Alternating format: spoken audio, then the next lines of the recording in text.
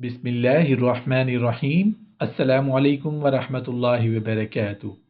طب نبوی سے بیماریوں کا علاج۔ خربوزے سے علاج۔ جو حاملہ عورت خربوزہ کھائے گی اس کا بچہ خوبصورت اور خوش اخلاق ہوگا۔ ناشپاتی سے علاج۔ با اخلاق اور خوب سیرت بچہ پیدا کرنے کے لیے عورتوں کو ناشپاتی کھلائیں۔ بہی دانہ سے علاج۔ حاملہ عورتوں کو تاکید کرو کہ بہی دانہ کھائیں تاکہ ان کے بچے خوش اخلاق ہوں۔ ماؤں کو چاہیے کہ دوران حمل کے آخری مہینوں میں کھجور کھائیں تاکہ ان کے بچے خوش اخلاق اور بردبار پیدا ہوں۔ جوڑوں کے درد کا علاج۔ رسول اللہ صلی اللہ علیہ وآلہ وسلم نے ارشاد فرمایا، انجیر کھایا کرو کیونکہ یہ بواسیر کو ختم کرتا ہے اور جوڑوں کے درد میں مفید ہے۔ معدہ کی صفائی کا علاج۔ رسول اللہ صلی اللہ علیہ وآلہ وسلم نے ارشاد فرمایا کہ انار کو اس کے اندرونی چھلکے سمیت کھایا کرو کیونکہ یہ معدہ کی صفائی کرتا ہے۔ دل کی کمزوری کا علاج۔ رسول اللہ صلی اللہ علیہ وآلہ وسلم نے ارشاد فرمایا، تم لوگ سنگ طرح استعمال کیا کرو کیونکہ یہ دل کو مضبوط بناتا ہے۔ پیٹ کے کیڑوں کا علاج۔ حضرت ابن عباس رضی اللہ عنہ بیان کرتے ہیں کہ رسول اللہ صلی اللہ علیہ وآلہ وسلم نے ارشاد فرمایا کہ نہار منہ کھجوریں کھایا کرو کیونکہ اس سے پیٹ کے کیڑے مر جاتے ہیں۔ گردے کی بیماریوں کا علاج۔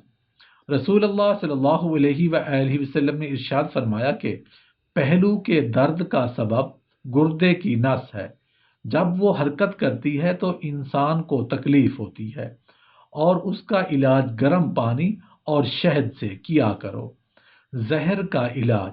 نبی پاک صلی اللہ علیہ وآلہ وسلم نے فرمایا کہ عجوا کھجور جنت سے ہے، اس میں ہر زہر سے شفا ہے۔ حضرت اسامہ بن شریک رضی اللہ عنہ فرماتے ہیں کہ چند دیہاتیوں نے حضور صلی اللہ علیہ وآلہ وسلم سے عرض کیا، جب ہم بیمار ہوں تو کیا ہم علاج نہ کروائیں؟ تو حضور صلی اللہ علیہ وآلہ وسلم نے فرمایا، ہاں اللہ کے بندو علاج کرواؤ کیونکہ اللہ نے کوئی ایسی بیماری پیدا نہیں کی مگر اس کی شفا بھی رکھی ہے سوائے ایک بیماری کے۔ وہ پوچھنے لگے کہ وہ کیا ہے؟ تو حضور صلی اللہ علیہ وآلہ وسلم نے فرمایا کہ وہ بڑھاپا ہے۔ زخم کا علاج۔ حضرت سہل رضی اللہ عنہ فرماتے ہیں کہ اللہ کی قسم مجھے اچھی طرح یاد ہے کہ رسول اللہ صلی اللہ علیہ وآلہ وسلم کے زخموں کو کس نے دھویا تھا اور کون ان پر پانی ڈال رہا تھا، اور جس دوا سے آپ کا علاج کیا گیا انہوں نے بیان کیا کہ فاطمہ رضی اللہ تعالی عنہا رسول اللہ صلی اللہ علیہ وآلہ وسلم کی صاحبزادی خون کو دھو رہی تھی، علی رضی اللہ عنہ ڈھال سے پانی ڈال رہے تھے۔ جب فاطمہ رضی اللہ عنہا نے دیکھا کہ پانی سے خون اور زیادہ نکل رہا ہے تو انہوں نے چٹائی کا ایک ٹکڑا لے کر جلایا، پھر اسے زخم پر چپکا دیا جس سے خون آنا بند ہو گیا۔ اسی دن نبی کریم صلی اللہ علیہ وآلہ وسلم کے آگے کے دندان مبارک شہید ہوئے تھے۔ آپ صلی اللہ علیہ وآلہ وسلم کا چہرہ بھی زخمی ہو گیا تھا۔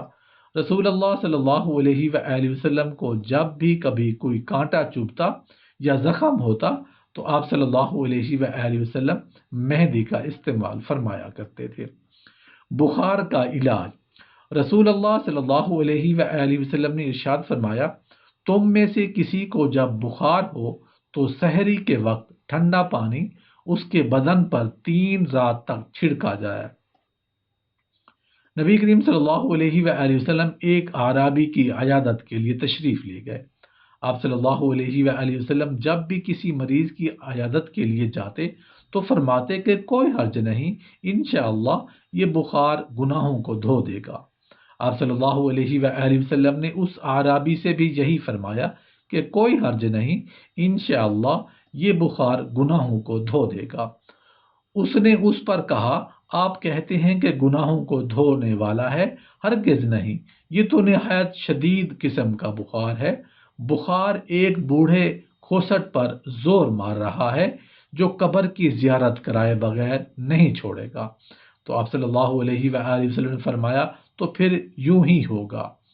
نبی پاک صلی اللہ علیہ وآلہ وسلم نے غذا کے استعمال اور بیماریوں سے بچاؤ کے طریقے سمجھائے ہیں۔